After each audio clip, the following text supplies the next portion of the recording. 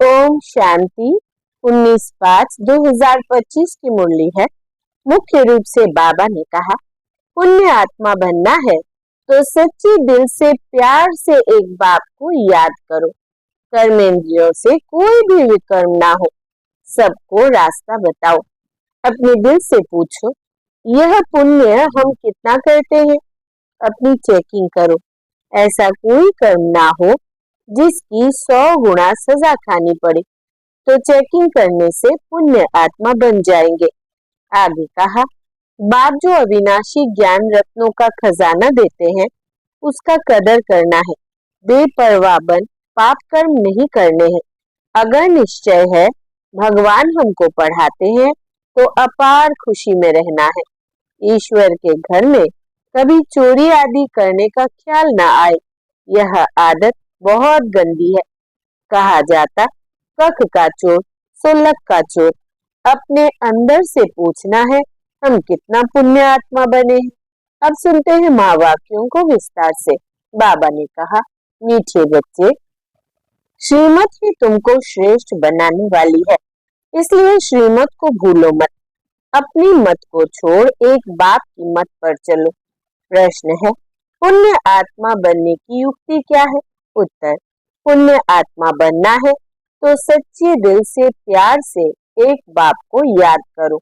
दूसरा, कर्मेंद्रियों से कोई भी विकर्म ना करो, सबको रास्ता बताओ। अपने दिल से पूछो, यह पुण्य हम कितना करते हैं। अपनी चेकिंग करो। ऐसा कोई कर्म ना हो जिसकी 100 गुना सजा खानी पड़े, तो चेकिंग करने से पुण्य आत्मा बन जाएंगे। ओम शांति। रूहानी बाप बैठ बच्चों को समझाते हैं। यह तो बच्चों को मालूम है कि अभी हम शिव बाबा की मत पर चल रहे हैं। उनकी है ऊंच से ऊंच मत। दुनिया यह नहीं जानती कि ऊंच से ऊंच शिव बाबा कैसे बच्चों को श्रेष्ठ बनाने के लिए श्रेष्ठ मत देते हैं। इस रावण राज्य में कोई भी मनुष्य मात्र मनुष्यों को श्रेष्ठ मत दे नहीं सकते। तुम अभी ईश्वरीय मत वाले बनते हो। इस समय तुम बच्चों को पतित से पावन बनाने के लिए ईश्वरीय मत मिल रही है। अभी तुमको पता पड़ा है, हम तो विश्व के मालिक थे। यह ब्रह्मा जो मालिक था, उनको भी पता नहीं था। विश्व के मालिक फिर एकदम पतित बन जाते हैं। यह खेल बहुत अच्छी रीति बुद्धि से समझने का है। राइट रॉन्ग क्या है, इसमें है बुद्धि की लड़ाई। सारी दुनिया है रॉन्ग, एक बाप ही है राइट, सच बोलने वाला। वो तुमको सचखंड का मालिक बनाते हैं, तो उनकी मत लेनी चाहिए।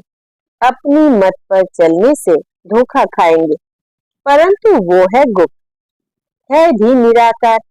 बहुत बच्चे गफलत करते हैं, समझते हैं यह तो दादा की मत है। माया श्रेष्ठ मत लेने नहीं देती है। श्रीमत पर चलना चाहिए ना। बाबा आप जो कहेंगे वो हम मानेंगे जरूर, परंतु कोई मानते नहीं है। नंबरवार पुरुषार्थ अनुसार मत पर चलते हैं, बाकी तो अपनी मत चला लेते हैं। बाबा आए हैं श्रेष्ठ मत देने। ऐसे बाप को घड़ी घड़ी भूल जाते हैं। माया मत लेने नहीं देती। श्रीमत तो बहुत सहज है ना। दुनिया में कोई को यह समझ नहीं कि हम तमो प्रधान हैं। मेरी मत तो मशहूर है, श्रीमद् भगवत गीता। भगवान अभी कहते हैं, मैं 5000 वर्ष बाद आता हूँ, आकर भारत को श्रीमद् दे श्रेष्ठ ते श्रेष्ठ बनाता हूँ। बाप तो सावधान करते हैं, बच्चे श्रीमत पर नहीं चलते। बाप रोज रोज समझाते रहते हैं, बच्चों श्रीमत पर चलना भूलो मत। इन ब्रह्मा की तो बात ही नहीं, इनकी बात समझो। वही इन द्वारा मत देते हैं, वही समझाते हैं। खान पान खाते नहीं, कहते हैं मैं उपभोक्ता हूँ। तुम बच्चों को श्रीमत देता हूँ। नंबर 1 मत देते हैं, मुझे याद करो, कोई भी विकर्म नहीं करो। अपने दिल से पूछो, कितना पाप किया है। यह तो जानते हो, सबका पापों का घड़ा भरा हुआ है। इस समय सभी रॉन्ग रास्ते पर है। तुम्हें अभी बाप द्वारा राइट रास्ता मिला है। तुम्हारी बुद्धि में सारा ज्ञान है। गीता में जो ज्ञान होना चाहिए वो है नहीं। वो कोई बाप की बनाई हुई नहीं है। यह भी भक्ति मार्ग में नूंद है।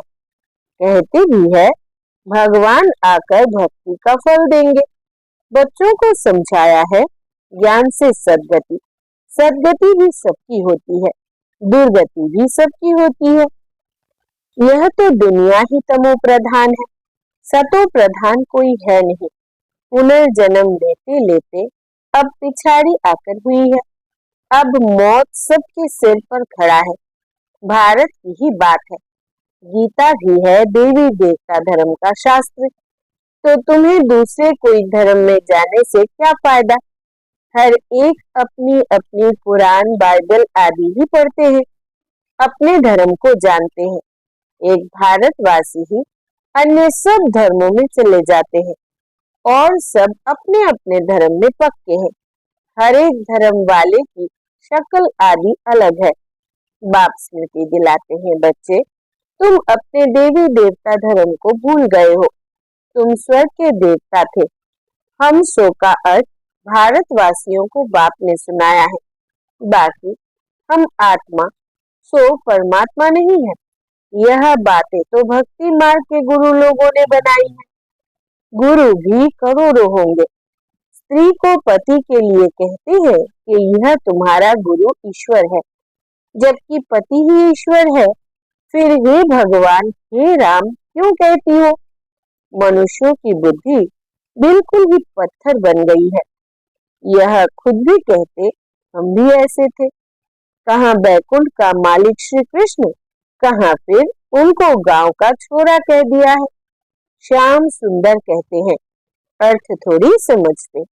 अभी बाप ने तुमको समझाया है, जो नंबर 1 सुंदर वही नंबर लास्ट तमो प्रधान श्याम बना है। तुम समझते हो हम सुंदर थे फिर श्याम बने हैं। 84 का चक्र लगाए अभी श्याम से सुंदर बनने के लिए बाप एक ही दवाई देते हैं कि मुझे याद करो। तुम्हारी आत्मा पतित से पावन बन जाएगी। तुम्हारे जन्म जन्मांतर के पाप नष्ट हो जाएंगे। तुम जानते हो जब से रावण आया है तुम गिरते गिरते पाप आत्मा बने हो। यह है ही पाप आत्माओं की दुनिया। एक भी सुंदर नहीं। बाप बगैर सुंदर कोई बना न सके। तुम आए हो स्वर्गवासी सुंदर बनने। अभी नरकवासी श्याम है, क्योंकि काम चिता पर चढ़ काले बने हैं। बाप कहते हैं काम महाशत्रु है। इन पर जो जीत पाएंगे वही जगत जीत बनेंगे। नंबर 1 है काम। उनको ही पतित कहा जाता है। क्रोधी को पतित नहीं कहेंगे। बुलाते भी है कि आकर पतित से पावन बनाओ। तो अब बाप आए हैं, कहते हैं यह अंतिम जन्म पावन बनो। जैसे रात के बाद दिन, दिन के बाद रात होती है, वैसे संगम युग के बाद फिर सतयुग आना है। चक्र फिरता है। बाकी और कोई आकाश में अथवा पाताल में दुनिया नहीं है। सृष्टि तो यही है। सतयुग त्रेता यहाँ ही है। झाड़ भी एक ही है और कोई हो नहीं सकता। यह सब गपोड़े हैं जो कहते हैं अनेक दुनियाएं हैं। बाप कहते हैं यह सब है भक्ति मार्ग की बातें। अब बाप सत्य बात सुनाते हैं। अब अपने अंदर देखो, हम कहाँ तक श्रीमत पर चल सतो प्रधान अर्थात पुण्य आत्मा बन रहे हैं। सतो प्रधान को पुण्य आत्मा, तमो प्रधान को पाप आत्मा कहा जाता है। बेकार में जाना पाप है। बाप कहते हैं अब पवित्र बनो। मेरे बने हो तो मेरी श्रीमत पर चलना है। मुख्य बात है कोई पाप नहीं करो। नंबर 1 पाप है बेकार में जाना। फिर और भी पाप बहुत होते हैं।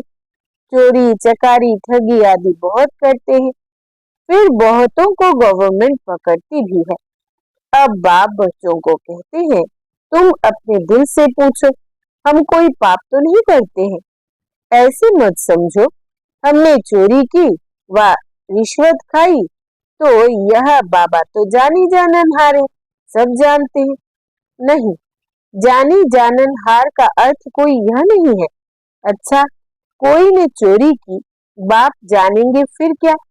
जो चोरी की उसका दंड 100 गुना हो ही जाएगा, बहुत बहुत सजा खाएंगे, पद भी भ्रष्ट हो जाएगा। बाप समझाते हैं, ऐसे अगर काम करेंगे तो दंड भोगना पड़ेगा। कोई ईश्वर का बच्चा बनकर फिर चोरी करता, शिव बाबा जिससे इतना वर्षा मिलता है उनके भंडारे से चोरी करता, यह तो बहुत बड़ा पाप है।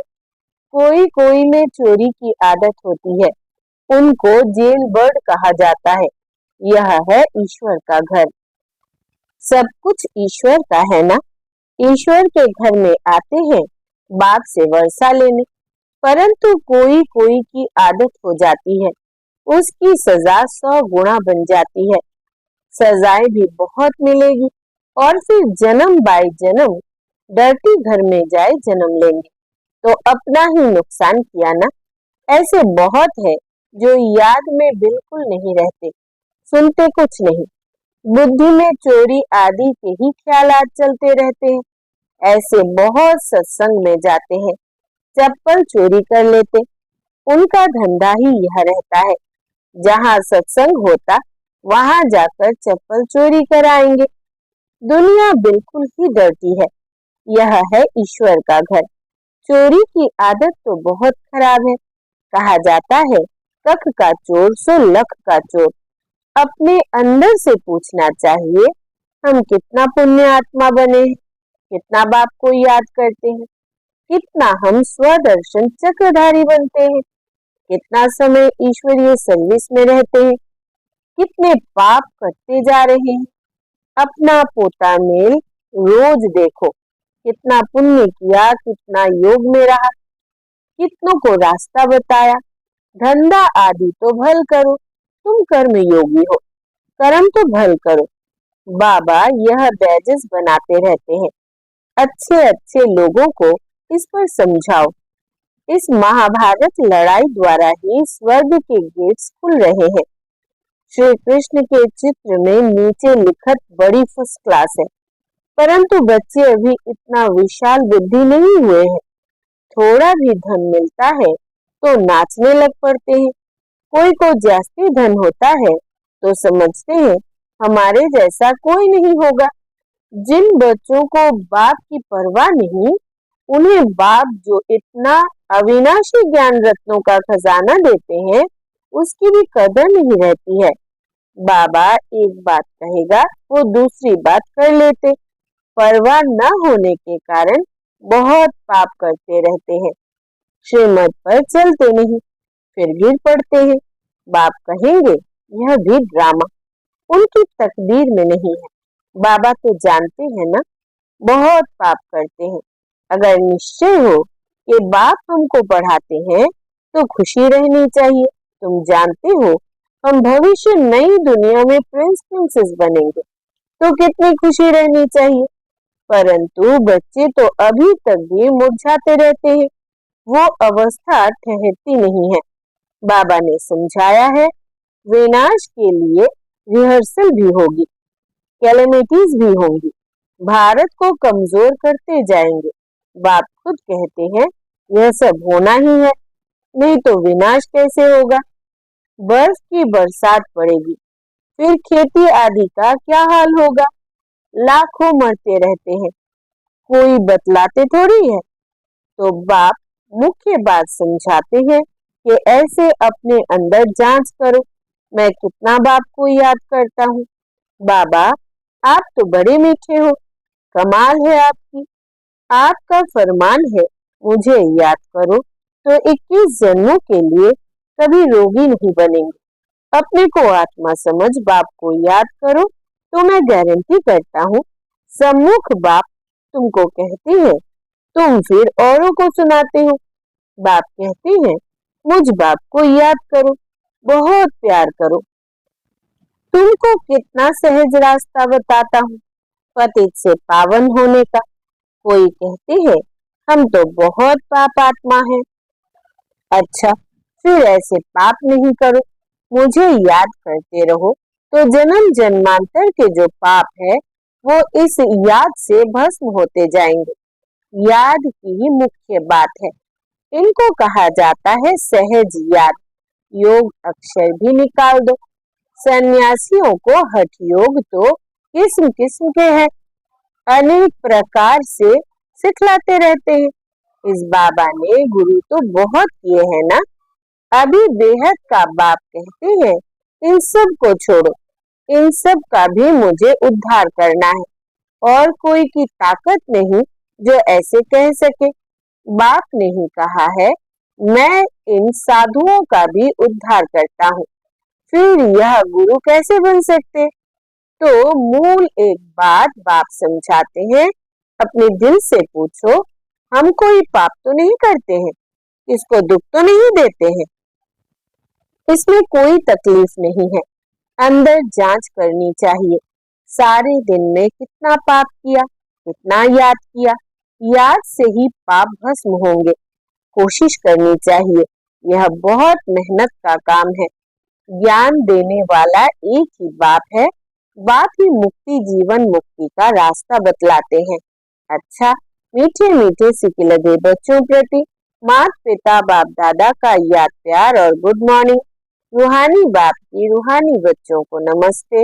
हम रूहानी बच्चों की रूहानी बाप दादा को याद प्यार, गुड मॉर्निंग और नमस्ते बाबा नमस्ते। धारणा के लिए मुख्य सार। पहला, बाप जो अविनाशी ज्ञान रत्नों का खजाना देते हैं उसका कदर करना है। बेपरवाह बन पाप कर्म नहीं करने हैं। अगर निश्चय है भगवान हमको पढ़ाते हैं तो अपार खुशी में रहना है। दूसरा, ईश्वर के घर में कभी चोरी आदि करने का ख्याल न आए, यह आदत बहुत गंदी है। कहा जाता कख का चोर सो लख का चोर। अपने अंदर से पूछना है हम कितना पुण्य आत्मा बने हैं। वरदान है, निर्बल दिल शिकस्त असमर्थ आत्मा को एक्स्ट्रा बल देने वाले रूहानी रहमदिल भव। विस्तार है, जो रूहानी रहमदिल बच्चे हैं वो महादानी बन बिल्कुल होपलेस केस में होप पैदा कर देते हैं, निर्बल को बलवान बना देते हैं। दान सदा गरीब को बेसहारे को दिया जाता है, तो जो निर्बल दिल शिकस्त असमर्थ प्रजा क्वालिटी की आत्माएं हैं उनके प्रति रूहानी रहम दिल बन महादानी बनो। आपस में एक दूसरे के प्रति महादानी नहीं, वो तो सहयोगी साथी हो, भाई भाई हो, हम शरीक पुरुषार्थी हो, सहयोग दो दान नहीं। स्लोगन है, सदा एक बाप के श्रेष्ठ संग में रहो तो और किसी के संग का रंग प्रभाव नहीं डाल सकता। सदा एक बाप के श्रेष्ठ संग में रहो तो और किसी के संग का रंग प्रभाव नहीं डाल सकता। अव्यक्त इशारे, रूहानी रॉयल्टी और प्योरिटी की पर्सनालिटी धारण करो। प्योरिटी के साथ साथ चेहरे और चलन में रूहानियत की पर्सनालिटी को धारण कर इस ऊंची पर्सनालिटी के रूहानी नशे में रहो। अपनी रूहानी पर्सनालिटी को स्मृति में रख सदा प्रसन्न चित्त रहो तो सब प्रश्न समाप्त हो जाएंगे। अशांत और परेशान आत्माएं आपकी प्रसन्नता की नजर से प्रसन्न हो जाएंगी। अच्छा, ओम शांति।